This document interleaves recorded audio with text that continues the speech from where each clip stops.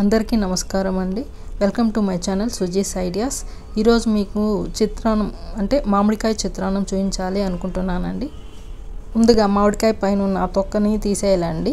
ఆ layer remove చేశాక దాన్ని మనము ఇప్పుడు తురుముకోవాలి. తురుముకునేటప్పుడు జాగ్రత్తగా తురుముకోవాలండి.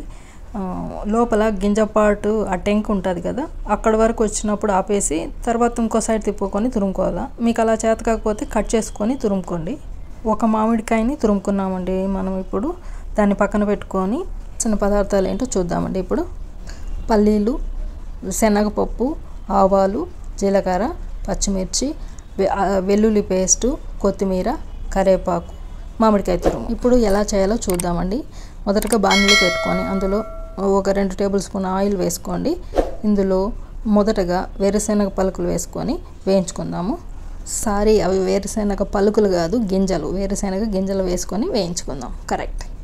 ఎందుకు ఫస్ట్ వేరుశెనగ గింజలు మాత్రమే వేయించుకుంటున్నామంటే అవి మిగిలినవి వేస్తే వాటిలో పాటు వేగదండి. కాసేపు ఇవి వేయించుకున్న తర్వాత శనగపప్పు అవి వేసి వేయించుకుంటే సరిపోతుంది. అన్నీ ఈక్వల్గా వేగుతాయండి. కాబట్టి కాసేపు వేరుశెనగ గింజలు వేయించుకోవాలి.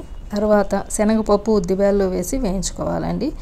అవి వేగిన తర్వాత ఆవాలు, జీలకర్ర కూడా వేసుకొని వేయించుకోవాలి. చిటపట్లాడాక ఇందులో ఇప్పుడు మనం పచ్చిమిర్చి వేసుకోవాలండి.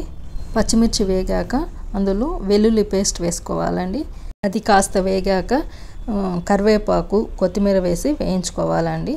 అది ఒకసారి అలా కలయదిప్పి అందులో ఇప్పుడు పసుపు వేసుకోవాలండి. 1/2 స్పూన్ కంటే కొంచెం ఎక్కువే వేసుకోవాలి.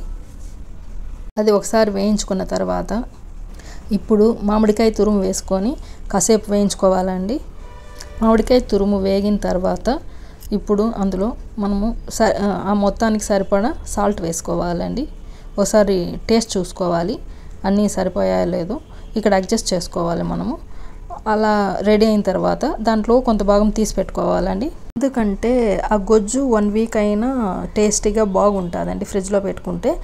అందుకని మనం పక్క తీసి పెట్టుకోవాలి. దీనికి సరిపోకపోతే కొంచెం వేసుకోండి, లేకుంటే తీసి పెట్టుకొని వాడుకోవచ్చండి. మళ్ళీ ఎప్పుడు కావాలంటే అప్పుడు వాడుకోవచ్చు. కావాలంటే పోపు దినుసులు మళ్ళీ వేసుకోండి, లేదా అవే అయినా తినచ్చు. ఇప్పుడు ఇందులో రైస్ వేసుకొని బాగా కలబెట్టుకోవాలండి. అంతేనండి, మన మామిడికాయ చిత్రాన్నం రెడీ అయిపోయింది.